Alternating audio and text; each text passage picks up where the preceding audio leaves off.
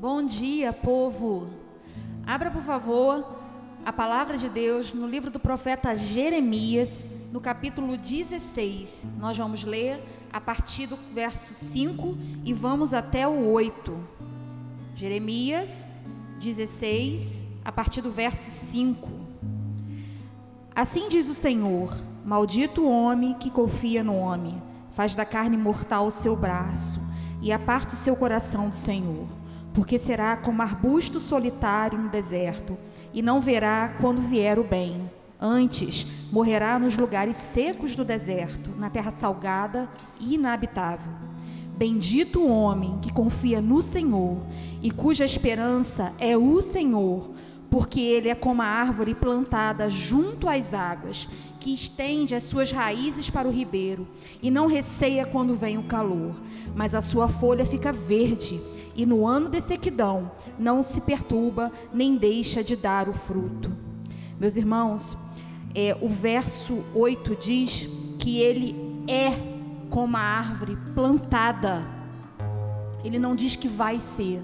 O homem que confia no Senhor, que confia no braço do Senhor, na força do Senhor, que deposita a sua confiança nele, não vai ser. Ele é uma árvore plantada junto ao ribeiro. 3 de janeiro de 2021, domingo, o primeiro domingo do ano, que a gente possa se apropriar dessa palavra, dessa verdade, que a gente possa fazer desse ano, independente de qualquer circunstância, de qualquer surpresa que o ano nos traga, que nós possamos estar plantados, firmados na rocha, que é Jesus Cristo. Vamos orar, vamos consagrar ao Senhor a escola bíblica, o ano que a gente tem pela frente, e que o desejo do nosso coração seja a gente se aprofundar na palavra de Deus, crescer no conhecimento e levar ao mundo a palavra, o evangelho que liberta. Vamos orar? Nosso Deus, muito obrigada por essa manhã. Obrigada a Deus, porque nós temos o privilégio de iniciarmos o domingo falando com o Senhor. Temos o privilégio de iniciarmos o ano de 2021, Senhor, confiados e firmados no Senhor, Deus. Gera, Pai, em nosso ser, ao longo desse ano, a confiança inabalável que vem de Ti, Deus. Ajuda-nos, Deus, a caminhar firmados em Ti, Pai. Em nome de Jesus, que o nosso coração venha estar sempre voltado para a Tua palavra e buscando no Senhor o refrigério para a nossa alma, Deus. Em nome de Jesus que nós oramos e nós consagramos, meu Deus, o estudo que nós vamos ter agora. Abençoe meus irmãos, Senhor, que eles venham ser instrumento do Senhor para a edificação do Teu povo, do Teu corpo, Senhor, da Tua igreja. É no nome de Jesus que nós oramos e nós Te agradecemos. Amém. Graças a Deus, que 2021 seja um ano, mais uma vez, que o nosso coração esteja voltado para a palavra do Senhor, para a mensagem da cruz. Vamos declarar? Rude cruz se erigiu, dela o dia fugiu, como emblema de vergonha e dor. Mas contempla essa cruz, porque nela Jesus deu a vida por mim, pecador. Sim, eu amo a mensagem da cruz. Até morrer eu a vou proclamar. Levarei eu também minha cruz, até por uma coroa trocar.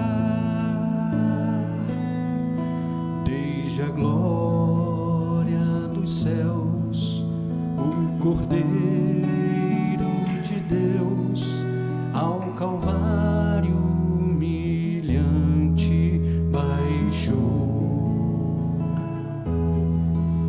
Essa cruz cativo sem fim, porque nela Jesus me salvou. Vamos cantar nessa cruz. Nessa cruz padeceu e por mim já morreu, meu Jesus, para dar-me o perdão. Eu me alegro na cruz, dela vem graça e luz para minha santificação.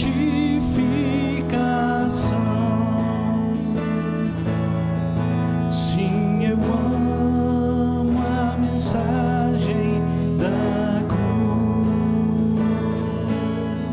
até morrer eu a vou proclamar.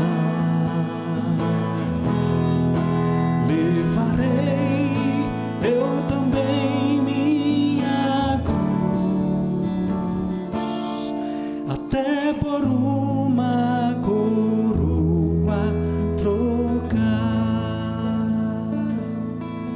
Eu aqui com Jesus, a vergonha da cruz, quero sempre levar e sofrer.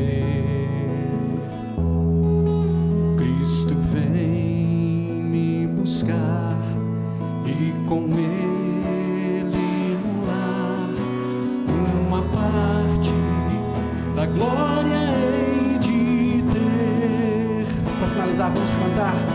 Sim, eu amo a mensagem da cruz, até morrer eu a vou proclamar.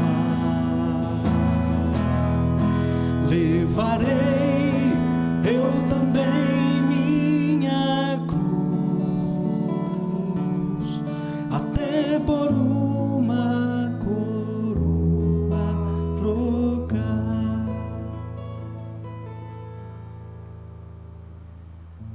3 de janeiro de 2021, Escola Bíblica Dominical, nessa manhã de domingo, em que você se ligou aqui no canal da Igreja Ceifa, através do YouTube, através de uma rede social. E se você está aqui junto conosco, é porque você também já viu que 2021 passou, 2020 passou. Agora nós chegamos até 2021 e algumas coisas são importantes falar sobre esse ano de 2020 que passou. Mas talvez a coisa mais importante é falar que ele passou. E a palavra de Deus diz que todas as coisas passarão, mas a palavra de Deus é eterna. Essa não vai passar, né? Passou esse ano foi um ano de muita dificuldade, muita luta, de pandemia, de coronavírus, de coisas que nós nem sonhávamos em viver, mas nós vivemos e passou, né? Ou está passando, mas a palavra de Deus nunca vai passar. E nesse ano que nós acabamos de virar o ano, né? A gente sempre deseja um ao outro coisas boas, um deseja felicidade, saúde, dinheiro e todas essas coisas, todo ano nós desejamos uns para os outros. Mas nessa manhã de domingo, eu queria desejar para você algo que é muito importante. Eu queria desejar que esse ano você se agarre a essa palavra como nunca antes você se agarrou a ela, né? Mas eu já li a Bíblia toda, leia de novo. A Bíblia tem algo novo, sempre novo. Deus tem sempre algo a nos falar. E hoje nós estamos aqui para falar de uma das grandes mensagens, na verdade o centro da nossa fé, que é a cruz de Cristo. Nós começamos cantando Rude Cruz se erigiu, né? Quando eu ouvi essa canção na primeira vez, eu não sabia o que era heregil. Na verdade eu fui olhar o que era heregil, né? Eu tinha ideia, mas eu não sabia o que era heregil. Mas essa rude cruz, né, 2 pedaços de madeira, um sobre o outro, né, ela se ergueu, né, um dia com os braços abertos de uma pessoa inocente que ali morreu por nós. E hoje nós vamos falar sobre essa pessoa, nós vamos falar sobre o sentido que a cruz tem para a gente. Então já vou começar pedindo aqui o Vanca. Na verdade, vou apresentar aqui os meus amigos. A Bíblia declara mais uma coisa, irmãos, e eu amo falar sobre isso.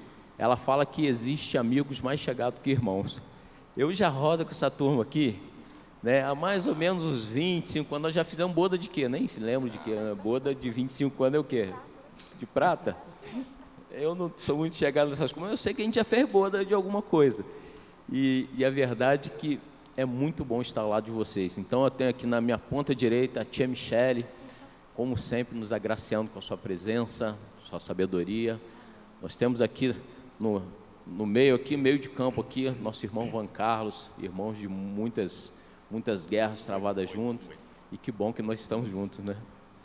E na minha ponta esquerda aqui, nós temos nosso amigo Fábio Júnior de Oliveira, gente boa, que anda com a gente há muito tempo. É uma honra e um prazer estar com vocês. Amém. Para mais uma escola bíblica, e é uma honra e um prazer estar com você que está assistindo a gente aí pelo canal do YouTube. Amém?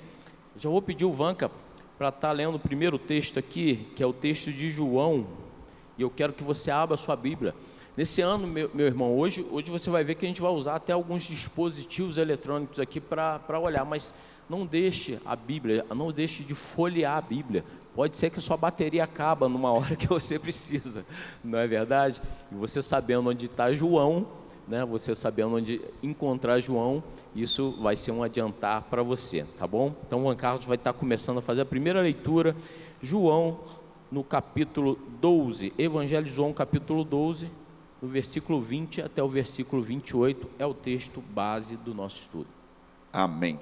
Vamos lá, João 12, a partir do versículo 20. Ora, havia alguns gregos entre os que tinham subido a adorar no dia da festa. Estes, pois, dirigiam-se a Filipe, que era de Betsaida da Galileia, e rogaram-lhe, dizendo: Senhor, queríamos ver a Jesus. Filipe foi dizê-lo a André, e então André e Filipe o disseram a Jesus. E Jesus lhes respondeu, dizendo: É chegada a hora em que o Filho do Homem há de ser glorificado.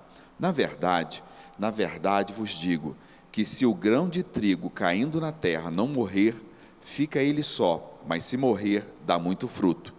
Quem ama a sua vida, perdê-la-á, e quem neste mundo odeia a sua vida, guardá-la-á para a vida eterna. Se alguém me serve, siga-me, e onde eu estiver, ali estará também o meu servo. E se alguém me servir, meu Pai o honrará. Agora a minha alma está perturbada. E que direi eu? Pai, salva-me desta hora, mas para isto vim a esta hora. Vou repetir mais uma vez, que esse é o versículo principal. Agora a minha alma está perturbada. E que direi eu? Pai, salva-me desta hora, mas para isto vim a esta hora. Pai, glorifica o teu nome. Então veio uma voz do céu que dizia: Já o tenho glorificado, e outra vez o glorificarei. Ora, a multidão que ali estava e que o ouvira, dizia que havia sido um trovão. Outros dizem: um anjo lhe falou. Respondeu Jesus e disse: Não veio esta voz por amor de mim, mas por amor de vós. Amém. Esse versículo de João é onde Jesus se encontra, né? Já sabendo o que viria ali naquela cruz do Calvário, né? Sabendo o tipo de morte que iria vir. E ele começa ali a dizer, esse versículo 28 de João, cadê? Diz o seguinte, versículo, na verdade, 27. Agora meu coração está perturbado. E o que direi? Pai, salva-me desta hora? Não, eu vim exatamente para isso, para esta hora. Nós aqui hoje, irmãos, vamos falar da rude cruz, a cruz de Cristo. Porque 2 pedaços de madeira, daqui a pouco vai ser colocado aí na sua tela, alguns símbolos, né? E a gente vai falar daquele símbolo máximo ali, que é a cruz. Porque um símbolo tão simples, né? São 2 madeiras, uma sobreposta sobre a outra, porque ela é tão cheia de sentido e tão cheia de significado. E nessa manhã eu queria estudar com você, mas eu queria pegar lá do Gênesis, eu queria ir lá no Gênesis, para que você e eu possamos ter um entendimento, por que da cruz de Cristo? Porque esse é o símbolo, é o símbolo central do cristianismo, né? Então eu queria que você também pudesse estar abrindo já de uma vez a sua Bíblia em Gênesis. Vou pedir aqui a tia Michele para ela estar abrindo Gênesis 3. Nós vamos ler o versículo 7 até o 13 e depois nós vamos ler o 21. Mas antes eu queria te falar sobre alguns símbolos, né? Aí na sua tela vai aparecer alguns símbolos aí que meu irmão Gustavo vai estar nos auxiliando. E esses símbolos, eles significam alguma coisa de algum movimento no mundo que já aconteceu. Esse símbolo significa a fé de algumas nações, de algumas crenças que há. E nós vamos falar de algumas delas até a gente chegar ao símbolo que a gente quer mostrar para você, que é a cruz do Calvário. Então, nós temos um símbolo que é chamado Estrela de Davi. Os judeus que creem no Torá, né, que é o Pentateuco, eles têm essa Estrela de Davi, né, que você deve estar vendo aí na sua tela em algum lugar, acho que no canto inferior direito da sua tela aí está lá a Estrela de Davi. Esse é um símbolo da fé judaica, né? Os judeus, eles têm isso como um símbolo da sua fé, né? Você vai ver daqui a pouco aí a foice e o martelo. Esse é um símbolo que você vai ver em algumas bandeiras pelo mundo. Se você olhar a bandeira chinesa, se não me engano, está lá a foice e o martelo. Por quê? É um símbolo do comunismo no mundo. Então, toda vez que você vê esse símbolo, a foice e o martelo, você vai lembrar que aquilo ali é do comunismo. É um símbolo que significa alguma coisa. Aí na sua tela deve estar aparecendo agora o quarto crescente, né? Que é uma lua, né? Um quarto de lua, né? Com uma estrela, né? E esse é o símbolo da fé do islamismo, né? Todo mundo que professa o Islã, eles têm essa estrela como o símbolo da fé deles. E agora a gente vai estar colocando na sua tela aí a cruz do Calvário. Meus irmãos, olha que símbolo simples, né? São duas madeiras, uma sobreposta à outra. A que está na horizontal deve ter uns 70% aí daquela que está na vertical, né? E esse é um símbolo muito simples. E por que esse símbolo existiu, né? Lá em Roma, na Roma antiga, né? Os prisioneiros e condenados, eles eram, a sentença de morte que vinha para eles era a morte de cruz. E por que os romanos aplicavam a morte de cruz, né? Por exatamente ela ser uma morte muito lenta e muito dolorosa. A pessoa padecia ali, às vezes, por muitos dias, numa cruz estendido, com os seus braços estendidos, pregado ali no madeiro, né? E os seus pés também pregados no madeiro, sangrando, tendo várias hemorragias ali, até a pessoa morrer. Esse símbolo era um símbolo de tortura para a morte. É um símbolo que torturava aquele que estava ali pendurado no madeiro, até que ele morra. E aí vem a pergunta, por que Deus escolheu um símbolo tão simples, um símbolo de tortura para falar de vida? Vocês já pensaram sobre isso? Você já pensou sobre isso na sua casa? Será que Cristo foi só crucificado ali, né, para que aquilo ali fosse uma tortura para ele? Foi uma tortura. A gente sabe que o nosso Senhor padeceu naquela cruz ali grandes dores por mim e por você, né? Foi uma tortura. Mas por que Deus escolheu a cruz do Calvário? E nós vamos estar falando desse símbolo que é o símbolo da nossa fé maior, da nossa fé cristã. Justamente porque há um versículo na Bíblia que diz que a loucura para o mundo é sabedoria de Deus, né? Aquela cruz ali é loucura. Se você olha esse símbolo ali, por que Deus escolheu um símbolo para falar de glória, para falar de justiça e para falar de amor, que fosse duas madeiras, uma sobreposta sobre a outra?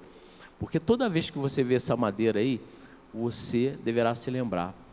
Tia Michele, quando eu comecei a fazer esse estudo sobre a cruz, né, algumas pessoas também já falaram isso, e eu te digo que não tem como a gente começar a estudar sobre isso sem que venham algumas emoções, alguns pensamentos. Na verdade, quando você começa a falar de cruz, você começa a sentir ali, Fábio, o que Jesus, não que ele passou, né, mas o amor, o tão grande amor que ele teve por nós, porque sendo ele Deus, veio para nos livrar, porque eu e você, meu irmão, éramos para estar pendurados ali, mas ele estava ali no meu lugar e no seu lugar. Então, quando você começa a falar da cruz, eu me emocionei, eu me emociono, né? Tem gente que sorri, que ri, né, que se alegra, tem gente, né, mas eu me emociono, né? E é uma emoção gostosa, é uma emoção de saber que Deus esteve ali por mim e por você. Só que a gente queria colocar alguns fundamentos nisso, tá? A gente queria colocar alguns fundamentos no centro da fé evangélica, e aonde começou isso tudo? Vamos lá, vamos começar do princípio então, né? Gênesis, o livro do começo. Tia Michele vai ler aí Gênesis 3, capítulo 3, 7 até o 13, e depois finaliza com o versículo 21. Por favor. Abriram-se então os olhos de ambos, e percebendo que estavam nus, coseram folhas de figueira e fizeram cintas para si. Quando ouviram a voz do Senhor Deus, que andava no jardim pela viração do dia, esconderam-se da presença do Senhor, o homem e a sua mulher, porém entre as árvores do jardim. E chamou o Senhor Deus ao homem e lhe perguntou: onde estás? Ele respondeu: ouvi a tua voz no jardim, e porque estava nu, tive medo e me escondi.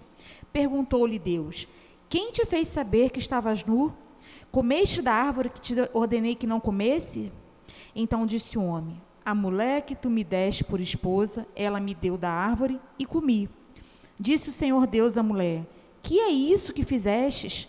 Respondeu a mulher: a serpente me enganou e eu comi. 21. Fez o Senhor Deus vestimentas de peles para Adão e a sua mulher, e os vestiu.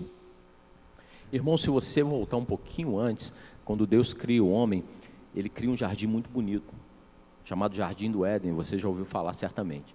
E nesse jardim ele fez crescer frutas, coisas boas aos olhos, né? Coisas interessantes. Por isso que muita gente pega como símbolo lá do pecado de Adão e Eva e coloca uma maçã. É só uma simbologia mundana, né? Porque a maçã realmente é uma fruta bonita, né? Uma maçã vermelhinha lá é bem apetitosa, né? Mas Deus fez crescer e ele chegou para o homem e ali ele fez uma aliança, uma ordenança ao homem.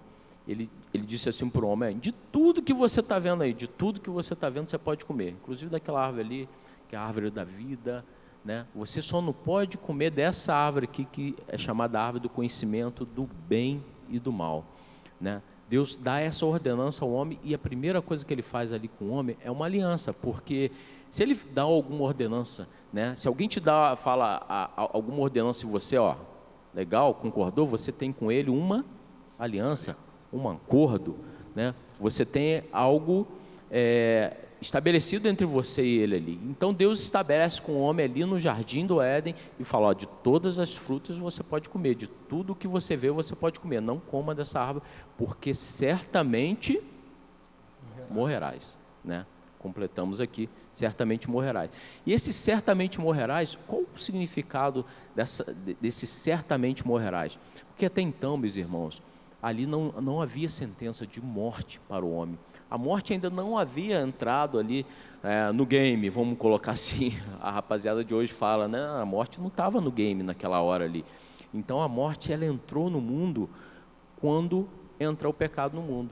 E Deus fez uma aliança com o homem, e o homem quebrou uma aliança que ele fez com Deus.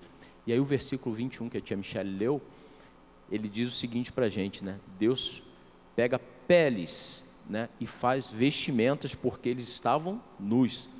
Agora, irmãos, eu ainda não vi tirar pele de muita coisa, não. Tudo bem, você pode tirar a pele de uma laranja, né? A gente até chama de casca, nem chama de pele, né? Não é verdade? Mas pele, quando a Bíblia fala pele, né, a gente crê que um animal inocente não tinha nada a ver com aquilo ali. Ela estava passando bonitinho ali, né? E aí, aquele animal ali precisou ser sacrificado, e era um animal inocente.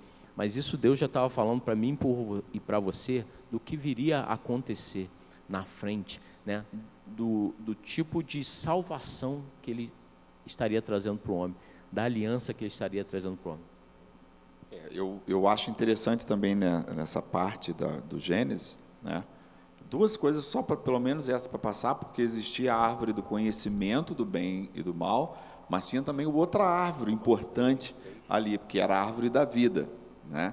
E também uma coisa interessante que eu percebo também é que, na verdade, o presente que Deus havia dado para Adão e Eva, primeiro para Adão, porque na verdade Deus comunicava com Adão, e Adão é que transmitia, né, tudo que Deus havia falado para Eva. mas falava diretamente com Adão.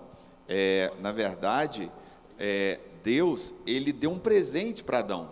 Falou, toma um presente para você. E, na verdade, o presente, na verdade, ele foi rejeitado por Adão. E uma coisa importante é que isso foi uma ofensa para Deus. E quem ofendeu a Deus foi um ser humano. Né? Quem ofendeu a Deus foi Adão. E Adão era um ser humano. Por isso que a gente já vai começar a entender lá na frente por que tinha que ser um ser humano que tinha que morrer para pagar o preço, para aplacar, na verdade, a ira de Deus. Não podia, às vezes a gente fala com as crianças dando aula, não podia ser um ninja, que surgiu, nem nada. Na verdade, Jesus, quando ele veio, ele teve que nascer naturalmente. Ele nasceu naturalmente, da humanidade mesmo. Por isso, ele não apareceu de repente como um mágico, uma bola de fumaça apareceu, não. Ele tinha que surgir naturalmente, porque foi um homem lá atrás que ofendeu a Deus. Então, teria que ser também um homem, porque Jesus, na verdade, ele é considerado como o segundo Adão. E Paulo escrevendo na sua carta aos Romanos, carta de Paulo ao Romano, o Fábio vai estar lendo aqui para a gente, e você pode já estar se preparando aí para abrir o capítulo 3, versículo 23, e depois nós vamos ler no capítulo 5, versículo 21, mas sobre isso que o Van Carlos está falando, e foi um sacrifício de um homem, mas esse homem também era Deus, porque Jesus veio, e aquele foi o sacrifício que agradou ao Pai. Eu acho que se estivesse matando animais, se estivesse matando até um outro ser humano, sem o contexto de ser Deus, não seria um sacrifício, ali, porque hoje morrem muitas pessoas, mas aquele sacrifício ali agradou a Deus, porque era o próprio Deus ali, era o próprio Deus se disponibilizando numa forma humana, a palavra diz, e o verbo estava com Deus, e o verbo era Deus, e habitou entre nós cheio de graça. Isso é tremendo, porque ele veio, porque senão não teria um sacrifício que pudesse aplacar ali a ira de Deus. Então, Romanos, capítulo 3, versículo 23, vamos dar uma olhada aqui que Paulo fala aí. Paulo fala aqui, porque todos pecaram e destituídos estão da glória de Deus. Esse texto, na verdade, ele ganha sentido com o pecado de Adão, correto? A partir do instante em que Adão erra, a natureza do pecado entra no ser humano. Então, a gente, na verdade, quando nasce, a gente já nasce assim, por dizer, parece que com uma semente maldosa dentro de nós, É interessante, eu estou aprendendo muito agora nesse período que eu estou com o nenenzinho em casa, porque você vê que quando a criança está chateada, ela bate a mão para um lado e para o outro, ninguém ensina ela a fazer aquilo, mas ela faz. E quando a gente vai crescendo, a gente vai aprendendo isso. Quando alguém nos magoa, quando alguém faz alguma coisa que foge do que a gente espera, a gente reage de uma forma estranha. A gente dá um tapa para lá, um coice para cá, fala uma palavra atravessada. Então é interessante Paulo falar isso. Todos pecaram e destituídos estão da glória de Deus. E lá em Romanos 5, 21, diz, para que, assim como o pecado reinou na morte, também a graça reinasse pela justiça, para a vida eterna, por Jesus Cristo, nosso Senhor. Então aqui a gente fica consciente, irmão, que você pode ser bonzinho, você pode ser o cara que dá seu lugar no ônibus para uma pessoa sentar, você pode ser aquele camarada educadíssimo que pega aquele papel que o outro jogou no chão, você pode ser o cara que faz até uma caridade, leva ali uma bolsa de alimento, isso é bom, tá? Não estou falando que seja ruim não, isso é bom, leva uma bolsa de alimento para o seu próximo, você ama as pessoas, isso é bom, continue assim. Mas é interessante que um jovem, ao conversar com Jesus, ele começa a conversar com Jesus e ele diz assim, bom mestre, o que eu faço para herdar a vida eterna? Aí Jesus pega e fala assim para ele, conhece os mandamentos, não matará, não roubará, não dará falso testemunho e tal. E esse jovem chega para Jesus e fala assim, essas coisas eu tenho feito desde da minha mocidade. O cara era bom, cara. Esse jovem rico aí, eu já falei sobre ele uma vez, eu acho que se ele tivesse seguido a Jesus, ele teria o nome dele hoje. A gente conhece ele como jovem rico, né? O homem rico, alguma coisa assim rico, né? Mas é porque ele tinha muitos bens. Aí Jesus ainda volta e fala para ele assim: olha, então vá, pega tudo que você tem e vende e dá aos pobres. E aí ele se entristece, porque ele era muito rico, né? A riqueza segurou ele ali de ser possivelmente um discípulo de Jesus, de ter escrito aqui como Paulo, Pedro e tantos outros aqui, né, ter escrito parte dessa vida. Mas ele nos ensina muito, porque você pode ser bom, meu irmão, você pode ser o melhor cara, melhor pessoa, a melhor mulher, né? Isso é bom, continue assim, tá ok? Mas a palavra de Deus aqui ela é bem clara: todos pecaram. Mas ela não fala que foi alguns, Juan Carlos, ela não fala que foi só Márcio, Juan Carlos, Michele e Fábio. Todos, você também está incluso, todos pecaram. Todos os pecados estão destituídos. Eu falei que eu não sabia que era heresia. Destituídos também é um negócio que eu tive que aprender, né? Porque você está fora, out, né? Está completamente fora do jogo, você está fora do game, né?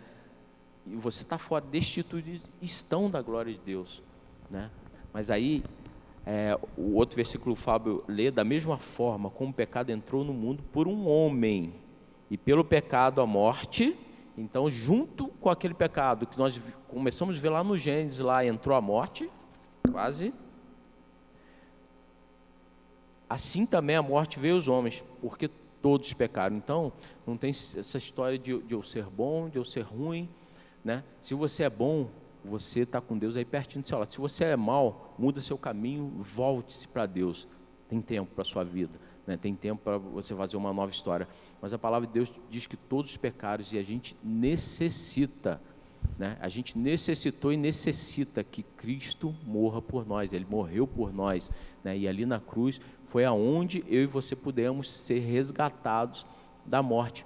Porque no final, se você continuar aí com a gente, até o final, você vai ver uma ilustração sobre vida eterna, né? Sobre algo que você pode ter na sua vida, né? Mas vou deixar para o final. No final a gente começa a falar de toda a ilustração, você vai entender o que eu estou dizendo. Márcio, esse versículo que você que o Fabinho acabou de ler, né, que todos pecaram e foram destituídos da glória de Deus, ele resume bem o que o 1:18 leva até o 27. Anotem aí para depois vocês lerem.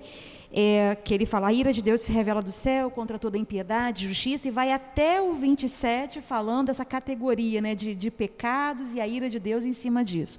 E resume também o 3:20. O 3:20 é curtinho, eu vou ler. Visto que ninguém será justificado diante dele por obras, em razão de que pela lei vem o pleno conhecimento do pecado. Então, o 3:23, ele é o resumo desse 1:18 que o apóstolo ele passa falando, e que todos foram destituídos da glória de Deus, ou seja, não tem culto ou inculto, rico ou pobre, judeu ou gentio, todos se englobam nisso. Até a criança, você acabou de falar da Alicia, a criança logo quando ela está com fome, o que ela faz? Chora. Já chora, né? Quer um brinquedo e você não dá, já faz uma pirraça. Então você já começa a ver a natureza pecaminosa do ser humano, até mesmo através da criança. E todos pecaram e carecem da glória de Deus. E ele veio para isso.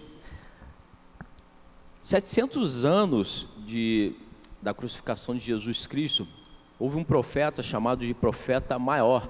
E na Bíblia, meu irmão, você vai encontrar duas classes de profetas: os profetas maiores e os profetas menores. Por quê? Um era grande e outro era pequeno? Não era isso, né? Eles poderiam ser pequenos ou grandes. Mas fala sobre profeta maior ou profeta menor devido à sua extensão de escrita na Bíblia, tá? Há profetas como Jonas, que você vai lá, tem poucos capítulos. E há profetas como esse que eu vou falar aqui, Isaías, né, que tem muitos versículos, né, a história, ele escreve muito, né? Então, ele profetizou 700 anos, aproximadamente 700 anos antes da morte de Cristo, que viria pela remissão dos pecados. Olha como o plano da salvação que Deus desenhou lá no Jardim do Éden, né? Como Deus criou lá no pecado do homem no Jardim do Éden. Olha como o plano da salvação de Deus é perfeito. 700 anos, Isaías já falava sobre isso, né? Da dor que o filho ia passar no madeiro. E nós vamos ler aqui, eu vou estar lendo aqui Isaías, 53. Abra sua Bíblia aí. Nós cantamos muito dessas canções que nós estamos lendo aqui. Enquanto você abre a sua Bíblia, eu vou falando sobre isso, né? A gente no meio evangélico, nós cantamos sobre isso, nós falamos sobre isso, e tem muitas canções que, se você recordar da canção, você recorda dos textos. Esse, por acaso, é um deles. Vamos lá, Isaías 53 diz assim: quem creu em nossa mensagem e a quem foi revelado o braço do Senhor?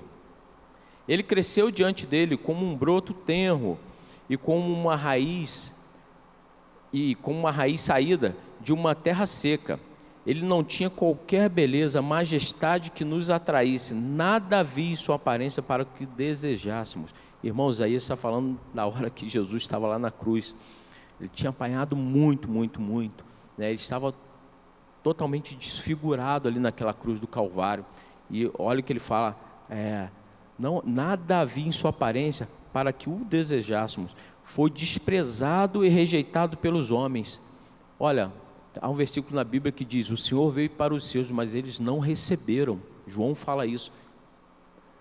E ali, nesse versículo, Isaías já está falando: foi desprezado e rejeitado pelos homens, um homem de dores e experimentado no sofrimento.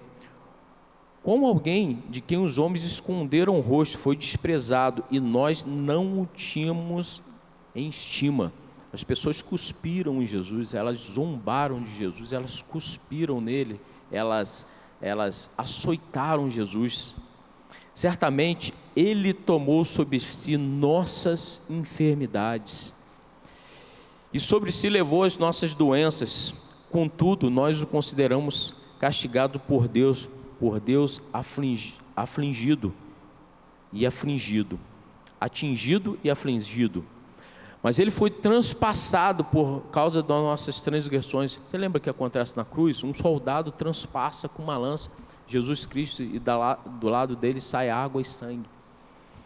Olha Isaías falando isso 700 anos. Foi esmagado por causa de nossas iniquidades. O castigo que nos traz a paz estava sobre ele, e pelas suas feridas nós fomos curados.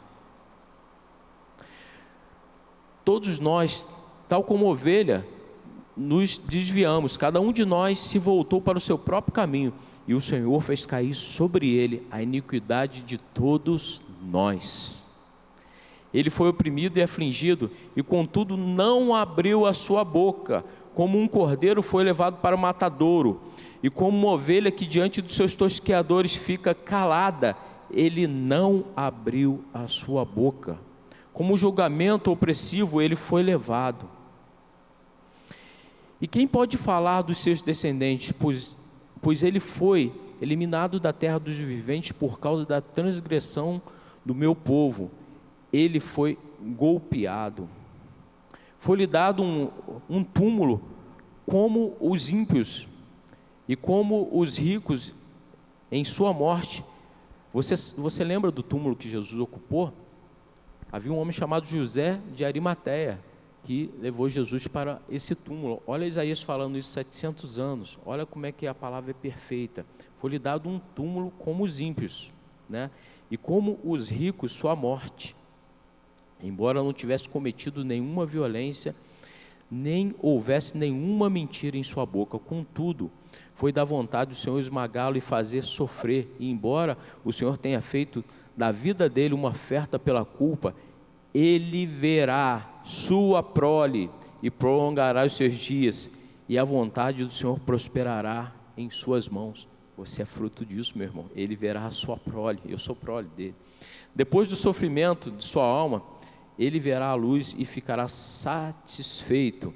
Pelo seu conhecimento, meu servo justo justificará muitos e levará a iniquidade deles.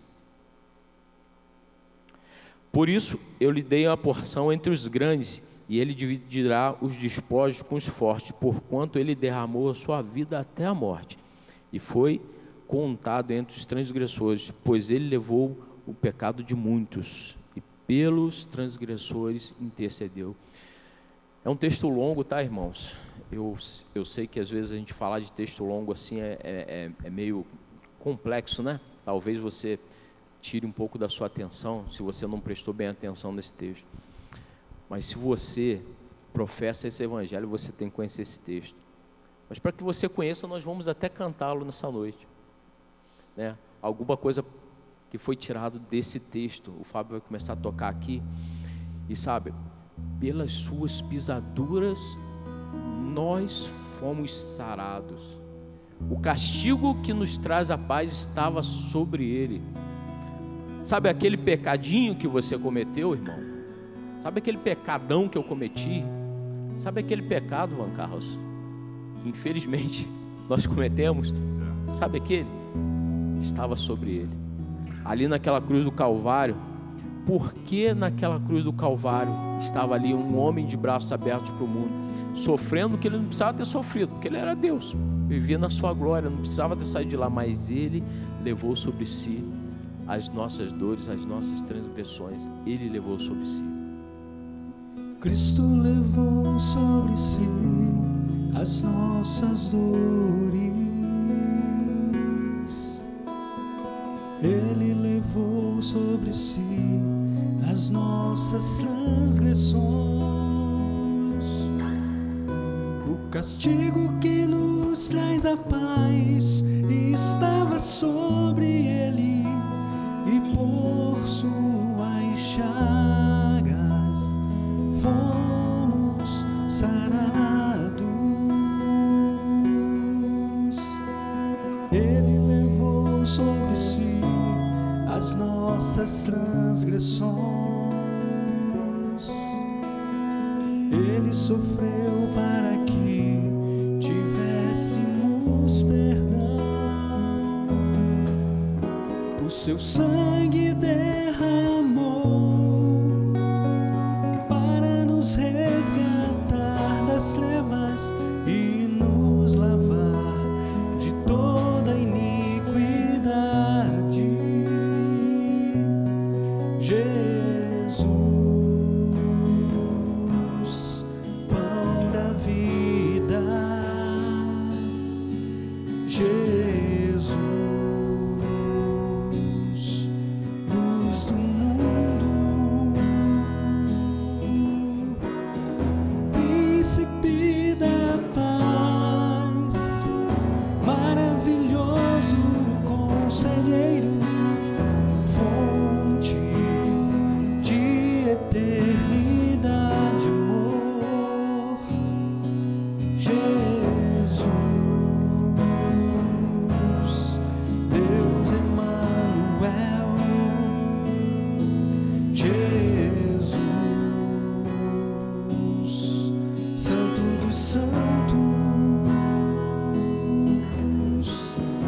árvore da vida, rio que brota do trono de Deus, alegria profunda no meu coração, recebe adoração. Jesus, és digno de louvor. Quando a gente ouve esse louvor, nossa mente ela se volta mais para a cruz, né? E é interessante a gente perceber que toda palavra que está escrito na Bíblia, que está escrito nas Escrituras, ela remete à cruz. Toda palavra, toda mensagem, ela nos remete ao Evangelho. O que quer dizer o Evangelho? O Evangelho quer dizer que as boas novas, as boas notícias, né?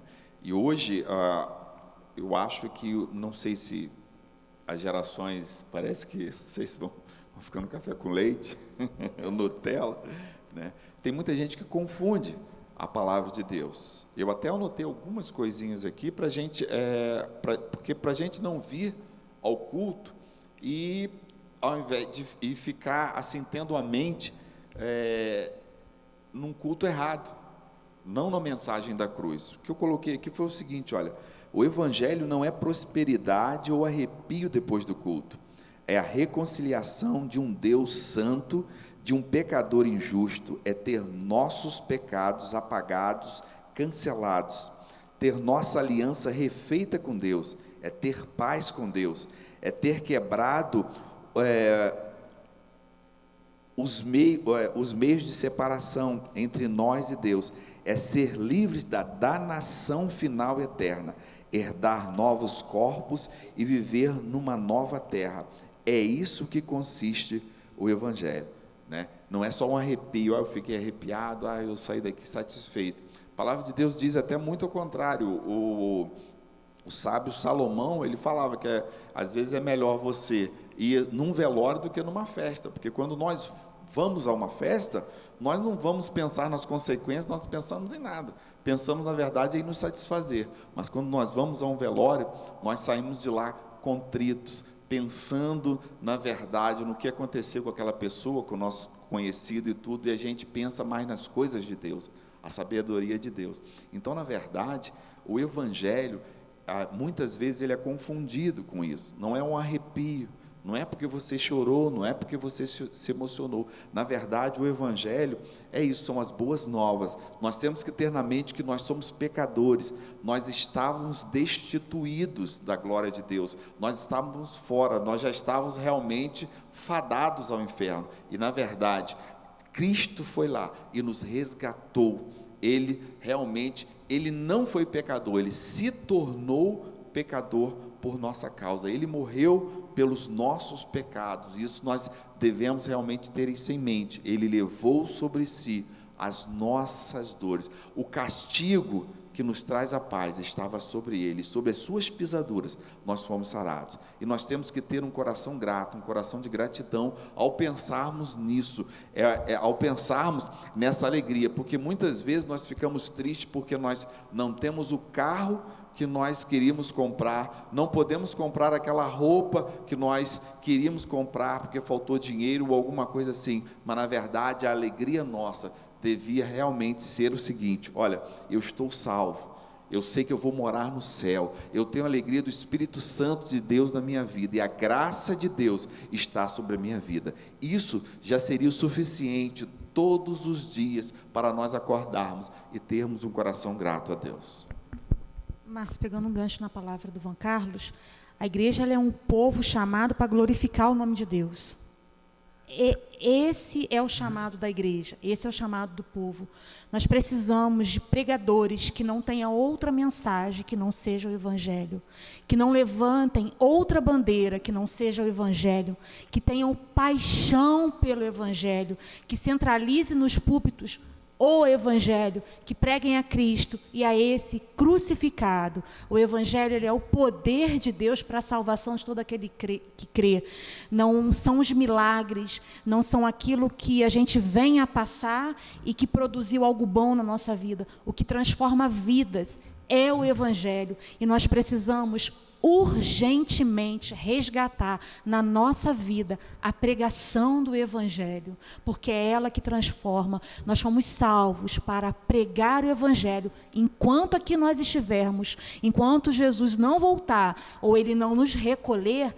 A nossa missão como igreja é glorificar o nome de Deus, e glorificar o nome de Deus não é ter um bom carro, não é conta recheada, não é andar bem vestido. Glorificar o nome de Deus é eu pregar o Evangelho por onde eu passar. 2 Coríntios, eu pedi que vocês acompanhem essa leitura, 2 Coríntios, conforme o Márcio falou, em março, isso aconteceu com todas as pessoas que vieram ministrar, e nós conversamos antes no WhatsApp, que vieram ministrar, que vieram colaborar. Todos, sem exceção, falaram como mexeu com a minha emoção estudar sobre a cruz de Cristo. E é por isso que nós temos insistido com a igreja que se debruce na palavra, que estude a palavra de Deus, e você vai ver grandes mudanças na tua vida, porque a gente espera muito na vida do outro, né? Então, 2 Coríntios, ele diz assim, a partir do capítulo 3, o apóstolo Paulo ele diz assim, vamos ler a partir do 2. Vós sois a nossa carta, escrita em nosso coração, conhecida e lida por todos os homens, estando já manifesto como carta de Cristo, produzida pelo nosso ministério, escrita não com tinta, mas pelo Espírito de Deus vivente, não em tábuas de pedras, mas em tábuas de carne, isto é, nos corações. Nós somos a carta que o mundo está lendo. Nós precisamos nos conscientizar disso. É no trabalho, é em casa, é na igreja, é na comunidade, é na fila do banco. Aonde nós estivermos, nós estamos sendo lidos. E se a nossa vida não for condizente com tudo isso que tem sido pregado aqui na igreja, tem algo muito errado. Mas, conforme eu digo, está em tempo da gente ainda reavaliar a nossa vida e colocar diante de Deus, para que a gente seja instrumento de salvação, de bênção, de levar as boas novas. E é interessante também, como a gente está falando aqui, que toda palavra da Bíblia, ela realmente remete à cruz de Cristo. E um dos temas principais do que nós estamos falando se remete quando a palavra de Cristo, quando ele estava na cruz, e ele diz assim, ó, Eli, Eli, lama sabachthani, que quer dizer, Deus meu, por que me abandonaste? E a gente vai ver que Deus, ele na verdade, em toda a palavra dele, em toda a palavra de Deus da Bíblia, diz que Deus, ele não abandona o justo, ele não abandona o seu filho, ele, de maneira nenhuma, ele está ali, mas quando foi o próprio filho dele, ele o abandonou, né? Mas por quê? Porque na verdade, Deus, ele é justo, Deus, ele é justo, e naquele momento, Jesus, na verdade, ele se tornou maldito por nossas causas. E quando a gente pensa assim, poxa, Deus é justo, a gente pensa num juiz. Mas se Deus é justo, né? E uma das coisas que das características de Deus é a justiça. E eu penso assim num tribunal. Deus, ele sendo juiz e ele julgando um caso. E vamos supor que Deus está ali como juiz e aquela pessoa ali matou 10 pessoas, vamos dizer assim, 10 crianças, ele matou 10 crianças, ele é réu confesso, ele falou, eu matei, e na 11ª que ele ia matar, ele foi pego em flagrante, ele está ali no tribunal, e ele é réu confesso, e ele falou, eu ia matar a 11ª mesmo. E ele, quando ele sendo julgado, os familiares vendo aquilo ali, doido para ser, ele vai ser sentenciado à morte, à cadeira elétrica, né? E o juiz vai lá e fala assim, ó, não, eu vou tirar toda a culpa para você agora daqui, você vai ser inocentado. E a gente pensa, logo, poxa, mas está errado. Um juiz não pode fazer isso, porque seria um juiz iníquo.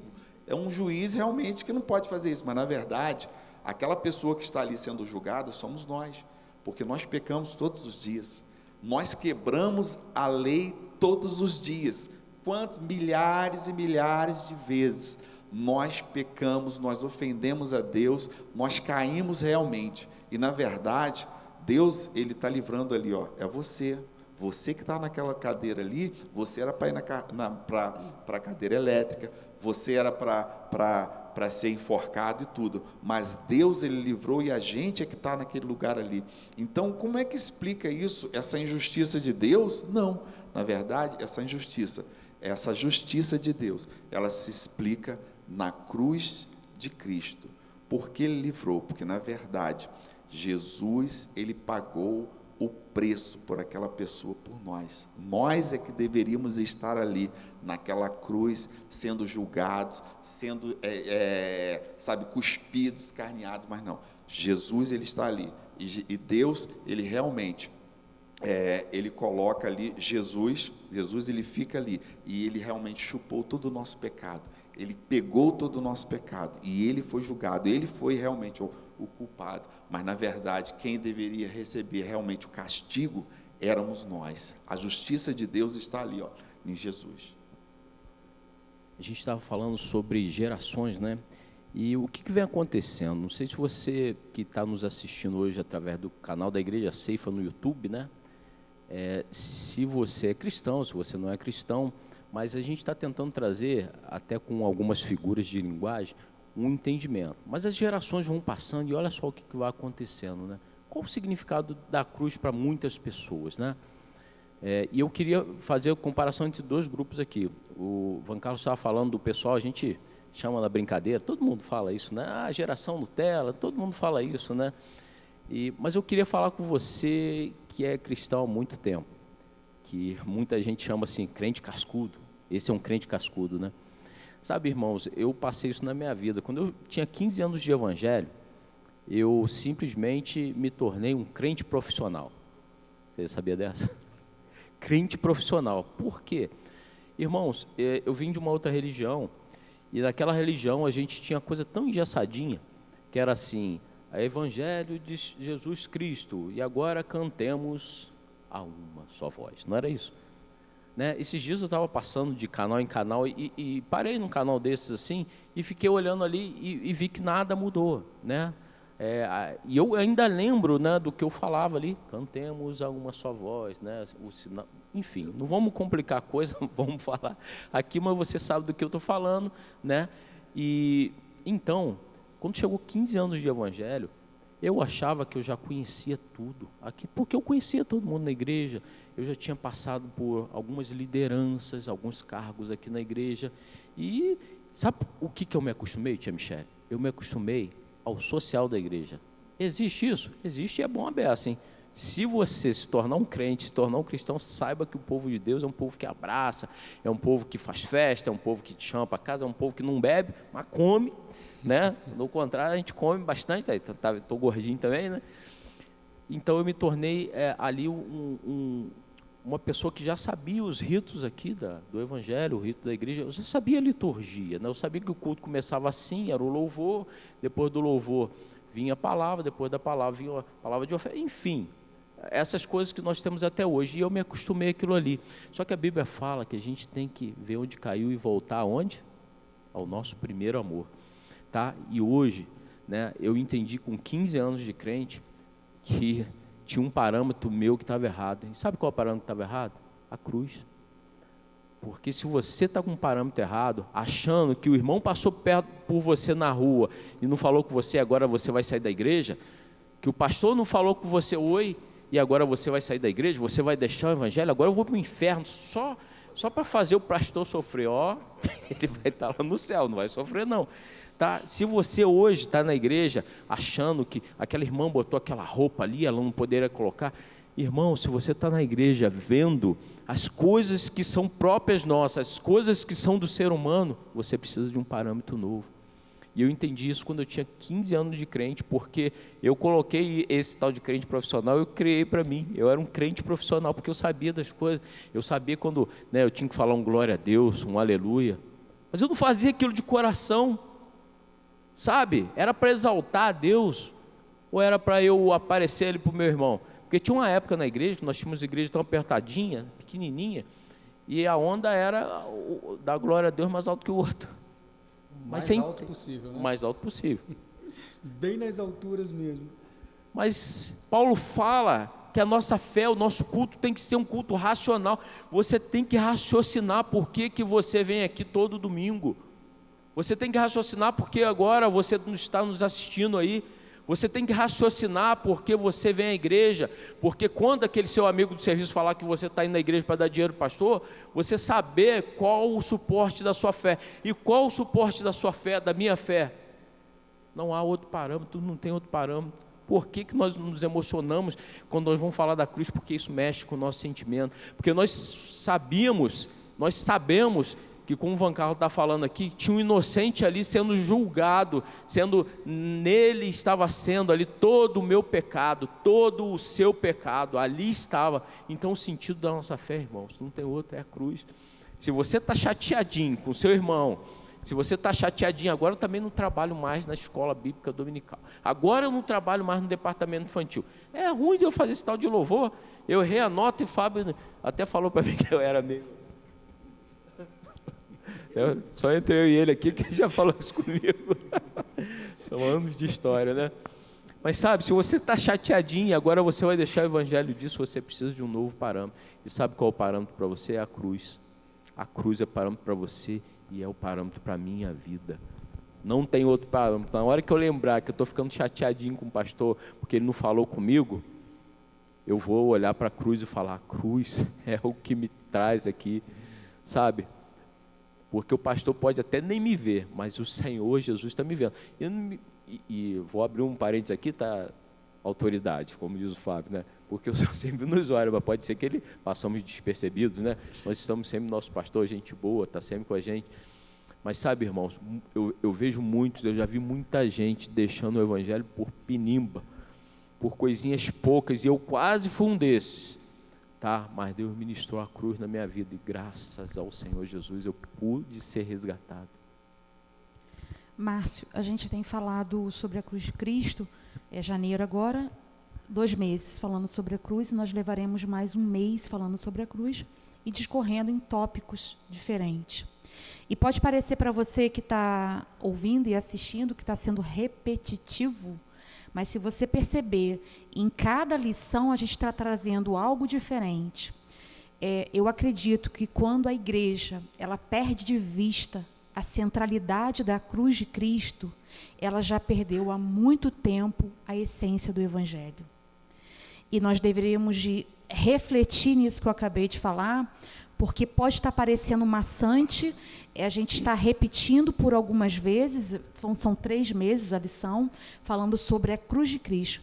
Mas se você prestar atenção, se você quiser rever as outras aulas, você vai perceber que tópicos diferentes foram trazidos, do Gênesis ao Apocalipse sendo apresentado versículos e capítulos e que agregaram valores à sua vida. Você pode não lembrar de tudo, assim como você pode não lembrar do que você comeu há um ano atrás, no dia 3 de janeiro de um ano atrás, de repente você não lembra o que você ingeriu, mas certamente te alimentou, não alimentou? Se você está aqui é porque te alimentou. Então, da mesma forma, a gente estar massificando e falando sobre a cruz de Cristo, porque a Igreja Ceifa, ela acredita que essa é a essência do Evangelho. E se perdeu de vista, já está longe do Evangelho há muito tempo. Interessante também quando a gente fala da cruz de Cristo, não acaba aqui, não acaba na cruz, porque se acabasse na cruz, ia ser uma coisa incompleta, né? Existe uma doutrina chamada doutrina da dupla imputação, né? Quando a gente fala, Jesus ele está ali na cruz. Na verdade, quando amputa é quando tira, quando imputa é quando coloca. E os nossos pecados, eles foram imputados em Cristo, ali. E ele morreu. Mas e aí? Se ele tivesse morrido, a nossa fé seria em vão. Mas aí, ao 3º dia, ele rompe as cadeias, ele rompe os grilhões da morte. E, na verdade, ali é que começa realmente a vitória sobre a morte. E é sobre esse Cristo que nós pregamos. É sobre isso. Não é só na morte. Nós não carregamos um crucifixo com Cristo triste, com cabisbaixo. Mas, na verdade, nós carregamos nos nossos corações e na nossa fé um Cristo ressurreto, que venceu a morte e nos deu realmente, abriu o caminho para que nós chegássemos ao céu realmente através dele, por ele. É interessante, né? Só um pequeno comentário, quando a gente fala sobre essa morte injusta que ele aceitou, nós, por situações assim, muito menores do que essa, não aceitamos ser injustiçados. Há um tempo atrás eu estava, por exemplo, em sala de aula, e tinha um camarada lá atrás fazendo uma bagunça lá, e o professor já tinha pedido a ele um monte de vezes, isso agora, sei lá, 6 meses atrás, eu tinha pedido a ele um monte de vezes para ele sossegar, para ele parar. Foi indo que o professor colocou ele para fora da sala de aula. E é lógico, aí o cara sai pisando duro. Mas para piorar o negócio, o professor falou, você que está rindo aí também, pode ir junto com ele que você estava junto. Rapaz, o cara deu pulo dessa altura, porque para ele, de acordo com a visão dele, aquilo foi injusto. Afinal de contas, ele não estava fazendo bagunça, ele só riu da bobeira do outro. Assim, só para exemplificar, uma coisa tão simples, mas a gente dá pulo dessa altura. Agora, você imagina você ser cuspido, você apanhar, você pegar uma coroa de espinho na sua cabeça, passar uma noite de um julgamento que não tinha nada, que eles falaram, cara, eu não estou vendo problema nenhum para acusar, então julgue vocês, e mandava para o outro lado, e você conseguir com tudo isso ficar quieto, por causa que você tem no seu coração o seguinte, eu estou fazendo isso por amor, é para pagar um erro que ele não tem como pagar.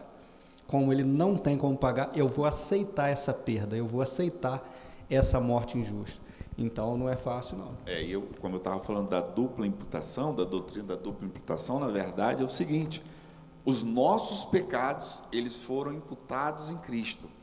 Mas cadê a outra imputação? É que, na verdade, a justiça de Cristo, ela foi imputada em nós. Essa é a dupla imputação. Por quê?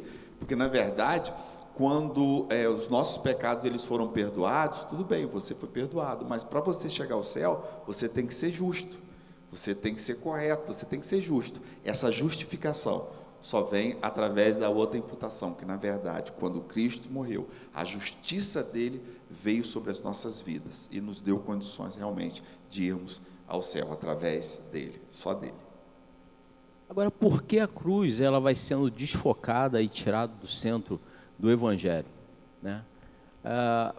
Então, a gente já falou alguma coisa aqui, como social na igreja, a gente acha que isso aqui é só um grupo social, mas é muito mais que isso, né? A cruz que fica aqui, né? À minha esquerda aqui, né? Esse é o verdadeiro motivo.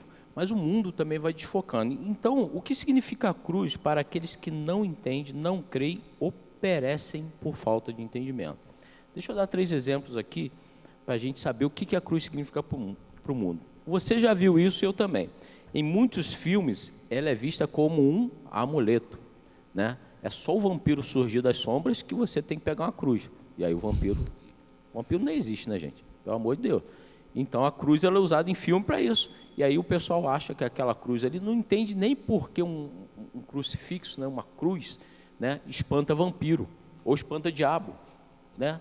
Não entende nem por quê, né? Porque eles estão distorcendo o significado da cruz. Estão falando que aquilo ali é só um amuleto, só isso, né? Tem muitos carros aí que você vê lá o símbolozinho ali, né, um crucifixo na frente ali no espelho segurando o carro. Aquilo ali a pessoa está, tudo bem, está pedindo a Deus proteção nas estradas, ainda mais se ela acelera muito, está pedindo dupla proteção, né? Mas as pessoas têm isso como um amuleto. Olha só uma segunda coisa que a cruz é um outro exemplo. Vou ler uma música aqui para vocês. Nós acabamos de cantar uma música aqui, que ela falou lá, tem partes que pegam em Isaías e contam a história de Cristo. Mas deixa eu ler uma música aqui, essa é uma música secular, tá? Deixa eu ler só para você entender o que a cruz está significando para o mundo. Esse camarada dizia o seguinte: mamãe, não quero ser prefeito, pode ser que eu seja eleito e alguém pode querer me assassinar. Eu não preciso ler jornais, mentir sozinho eu sou capaz, não quero ir de encontro ao azar. Papai, não quero provar nada, eu já servi a pátria amada e todo mundo cobra a minha luz. Olha essa frase agora. Ô coitado, foi tão cedo, Deus me livre, eu tenho medo, morrer de pendurado numa cruz.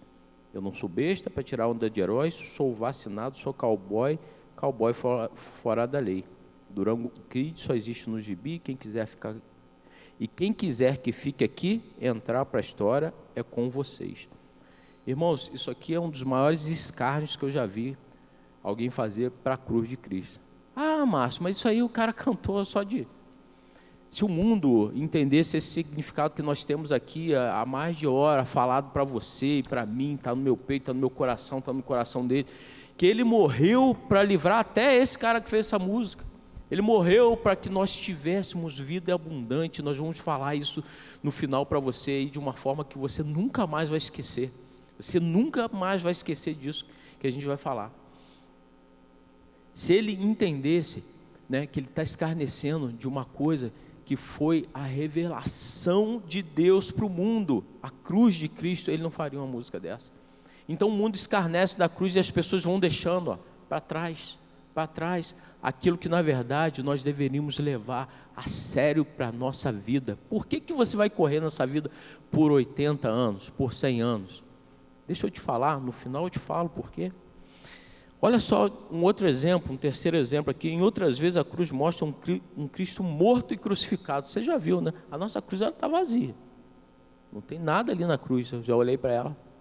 Está vazia a nossa cruz.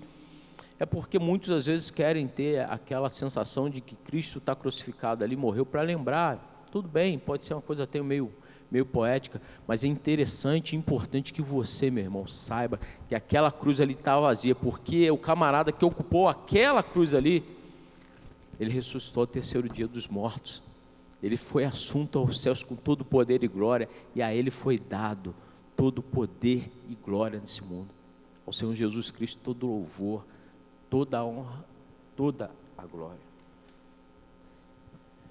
Mas por que o pessoal erra nesse negócio que é um negócio tão importante. O Fábio vai estar lendo agora para a gente, Mateus, você pode abrir aí também, a sua Bíblia no Novo Testamento, no Evangelho de Mateus, Evangelho sinóptico, né? São 4 evangelhos, e o Evangelho de Mateus no capítulo 22, no versículo 29. Por que o pessoal erra?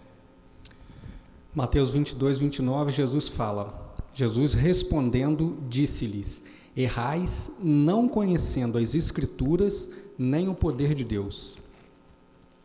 Errais por não conhecer. Sabe, irmãos, às vezes nós estamos aqui falando para você, né, e você está ouvindo essa palavra, e se você está compreendendo, não tem mais motivo para você errar, não tem mais motivo para eu errar, porque nós conhecemos agora as Escrituras, nós lemos aqui Gênesis, nós lemos aqui no Antigo Testamento Isaías, nós já lemos carta de Paulo aos Romanos, nós já lemos aqui João, nós já lemos aqui Mateus, acabamos de ler agora. Por que nós erramos? Erramos porque não conhecemos as Escrituras.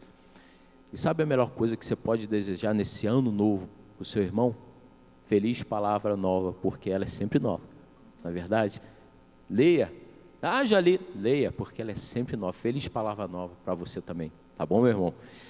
E agora nós estamos nos dirigindo, não sei como é que está o tempo aí, mas eu creio, nós temos 20 minutos e nós estamos nos dirigindo para o final, né? E a gente vai começar fazendo as nossas considerações, mas fica à vontade. Eu acho que, para ilustrar realmente o sacrifício de Cristo, às vezes temos dificuldade, eu ouvi uma ilustração interessante sobre o sacrifício de Cristo. Então, nós vamos imaginar que a NASA descobre que existe um cometa, que ele é 100 mil vezes maior que a Terra, com 200 milhões mais pesado que a Terra, e ele vai colidir com a Terra. Então, certamente, esse cometa, ele vai pulverizar a Terra. Na verdade, é isso. Então, imagine, um cometa que vai pulverizar a Terra está em colisão direta. Só que Jesus, na verdade, ele vem entre esse cometa e a Terra. E Jesus, ele, na verdade, ele se levanta, quando ele se levanta da cruz, quando ele é pregado ali na cruz, ele, na verdade, ele está segurando esse cometa que vem arrebentar a Terra, e o cometa vai direto realmente em Jesus, e nenhuma faísca cai em nós, nada cai em nós, mas Jesus, ele, na verdade, ele é morto por isso. Nós saímos realmente salvos dessa cena. E mais uma coisa que eu quero falar: como é que nós sabemos que Deus aceitou o sacrifício de Cristo na cruz? Como você sabe que Deus aceitou o sacrifício de Cristo na cruz? Através da ressurreição de Cristo. Quando Cristo, ele ressuscitou ao terceiro dia, o que nós podemos tirar disso é o seguinte: quando ele fala, olha, está consumado, está pago, tudo está pago. A ira de Deus, ela é aplacada, ela é apaziguada com a morte e ressurreição de Cristo. Toda aquela ira de Deus, que ela realmente, ela tinha que ser apaziguada, ela foi direto realmente em Cristo. E quando Deus abandonou o seu filho ali, é porque, na verdade, Jesus, ele se tornou o maldito por nossa causa, ele se tornou pecador por nossa causa. Não que ele tinha pecado, mas ele se tornou pecador por nossa causa. E toda a ira de Deus, ela é apaziguada porque Jesus, ele morreu na cruz em nosso lugar. E, na verdade, não há condenação para aqueles que estão em Cristo Jesus. Não existe condenação. Se existe alguém apontando o dedo para você, se o inimigo espiritual, se o diabo está apontando o dedo para você, falando alguma coisa para você que você é culpado, não existe condenação para aqueles que estão em Cristo Jesus. Você é livre para tomar sua decisão.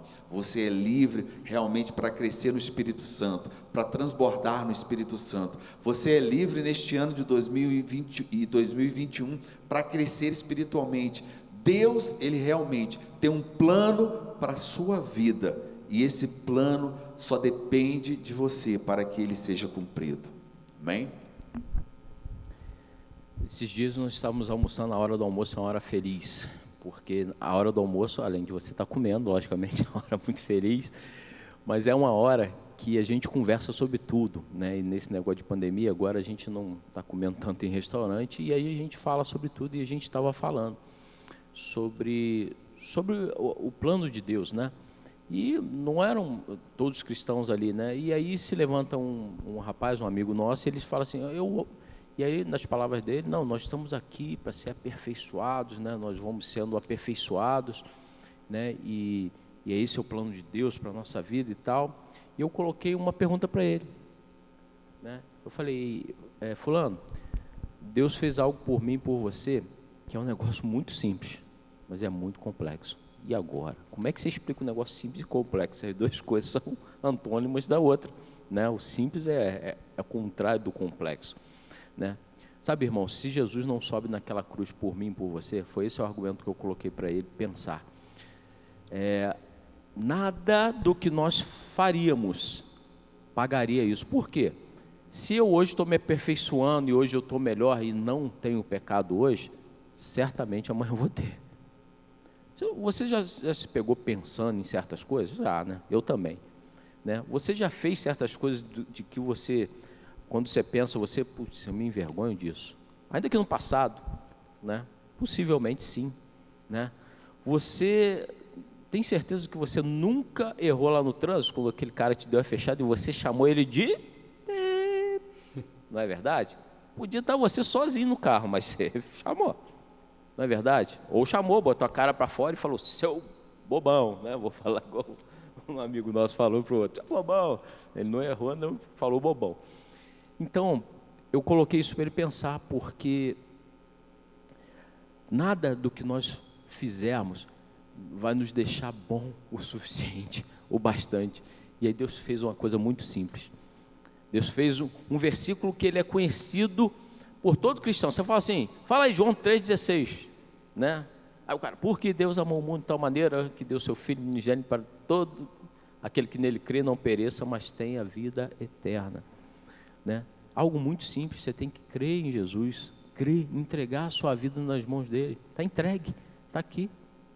E aí depois você vai ter o que nós vamos falar no final aqui. Você vai ver como o final é bonito, como o final é legal, né? Porque Jesus, ele se entregou por mim e por você. Mas foi algo complexo? Nós começamos a ler lá de Gênesis. E se você já leu a Bíblia no Antigo Testamento, você via que o povo tinha que fazer sacrifício pelo pecado. Uma vez no ano, entrava um sacerdote no lugar chamado Lugar Santíssimo. E esse lugar, se você for estudar lá, deve estar lá no livro de Levíticos, você vai ver que esse lugar tinha o que a gente chama de véu. Mas o que a gente vê de véu hoje é um negócio bem fininho, né? Um negócio bem... O véu, meu irmão, se você for lá ler o que era o véu ele é formado de peles grossas de animais, camadas sobre camadas, camadas sobre camadas. E uma vez no ano, um sumo sacerdote amarrado com uma corda pelo meio aqui, com guinzos, né? Blim, blim, blim, blim, né? Ele entrava lá para fazer expiação do pecado, pelo pecado do povo, uma vez por ano. Mas sabe quando Jesus sobe naquela cruz, sabe a primeira coisa que acontece? Né? Sabe a primeira coisa que acontece? Esse véu aí, que era grosso, de peles de animais, ele se rasga de cima a baixo.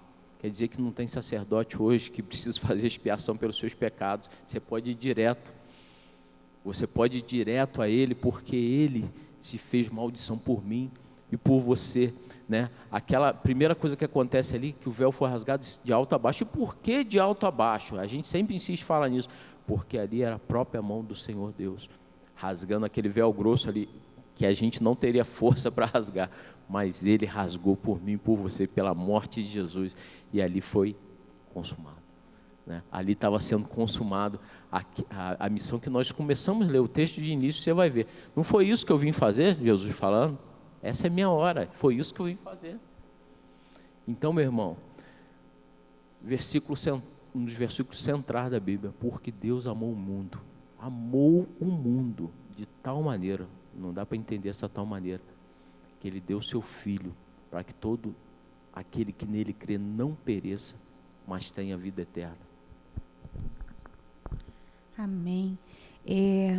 Nós temos compreendido ou já deveríamos, de que a cruz de Cristo é a revelação, é a missão resgate, a maior missão da história. É a revelação de Deus, o amor de Deus por nós. E como nós podemos corresponder a esse amor? Está pago. Ele pagou tudo. Mas como nós podemos corresponder? E a lição está impressa aqui, e eu vou ler. 1 Coríntios diz assim, no capítulo 1, 17. Paulo diz assim: porque não me enviou Cristo para batizar, mas para pregar o Evangelho, não com sabedoria de palavra, para que não se anule a cruz de Cristo. E aí, 1 Coríntios também, 2, do 4 ao 5. A minha palavra e a minha pregação não consistiram em linguagem persuasiva de sabedoria, mas em demonstração do Espírito e de poder, para que a vossa fé não se apoiasse em sabedoria humana, e sim no poder de Deus. O que quer dizer, meus irmãos? Demonstração do Espírito e de poder. Paulo pregava e apresentava vidas transformadas pelo poder do Evangelho. A pregação dele não consistia em uma boa oratória, era a prática, a ação do Espírito Santo na vida dele e o Evangelho pregado que transformava vidas. Deus, ele não unge métodos. Deus unge homens com corações dispostos a pregar o Evangelho, homens que se dedicam à comunhão, à oração, à prática da palavra. Esses são homens e mulheres que Deus usa e que agora, nesse ano de 2021, a gente venha pensar nisso que Paulo falou, que a pregação dele não consistia em palavras, mas em demonstração de espírito, ou seja, vidas transformadas pela pregação do Evangelho e poder, a plenitude do Espírito, a presença do Espírito Santo fluindo na vida dele. Que 2021 seja assim a nossa vida, que nós venhamos desejar Cristo cada vez mais, que enquanto nós estivermos aqui, é o que nós temos falado, nós venhamos desejar Cristo, ter comunhão com o Senhor, amar a palavra de Deus, porque o Evangelho, ele é o poder para a salvação de todo aquele que nele crê. E nós somos comissionados, assim como diz lá em Mateus 28, nós fomos comissionados a ir ao mundo e pregar o Evangelho. Essa é a nossa missão. Amém. O Fábio vai estar lendo um versículo agora e nós já vamos estar partindo para a consideração final. E lembra que a gente guardou algo aqui? É uma ilustração, mas você vai entender. Romanos 5:10. Porque se nós, sendo inimigos, fomos reconciliados com Deus pela morte de seu Filho, muito mais, tendo sido já reconciliados, seremos salvos pela sua vida. Amém. Nós fomos reconciliados, irmãos, pela cruz de Cristo, nós fomos reconciliados. Nós vamos cantar uma música agora, que ela fala de braços. Hoje você não está podendo, talvez, dar muitos abraços, não é verdade? Mas ela fala dos braços que foram estendidos. E quando eles foram estendidos, nós fomos recebidos. Recebidos lá na cruz. Não teve outro lugar. E esse lugar que é o nosso lugar. É o lugar que nós, em 2021, temos, queremos e estaremos nos braços do nosso Pai.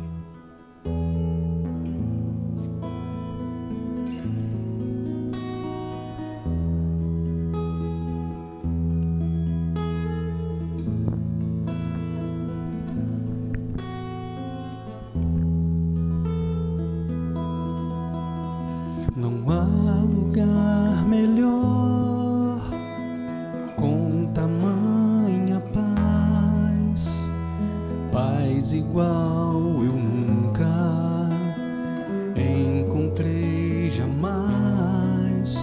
É o lugar do meu prazer, onde todo medo se vai.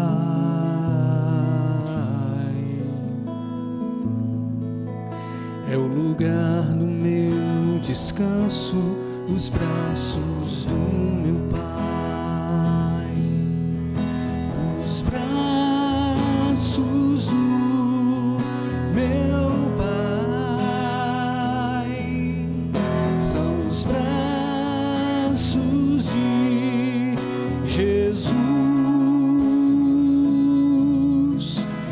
foram estendidos, eu fui recebido lá na cruz,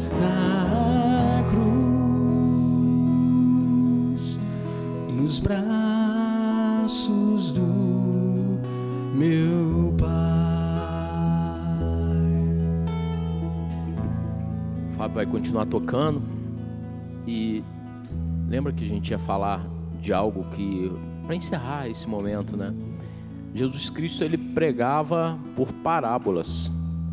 E por que parábolas, né? Porque ele ensinava coisas de um reino que a gente não conhece, mas ele trazia coisas do nosso cotidiano, coisas do nosso dia a dia, e essas coisas elas faziam realidade ali para aqueles que estavam ouvindo. E eu ouvi e vi uma parábola muito interessante, e isso para mim foi muito tremendo. Mas para ouvir essa parábola você vai ouvir. Fecha seus olhos aí, onde você está agora, nesse momento. Confia em mim, fica tranquilo. Fecha seus olhos aí. Fecha seus olhos e imagina que um dia você está no mar tranquilo, velejando ali com um barquinho, onde você até consegue tocar a água. E o vento está suave e sem ondas, e você está navegando naquele barquinho ali. E aí, de repente, por um momento, você pode se abaixar e pegar um pouquinho daquela água. E você vê aquela água na sua mão assim. Água é sinônimo de vida na Bíblia. E você está ali com aquela água na sua mão, e algumas coisas vão acontecer com aquela água ali, impreterivelmente. Aquela água ali, ela vai começar a escorrer pelos seus dedos, não vai?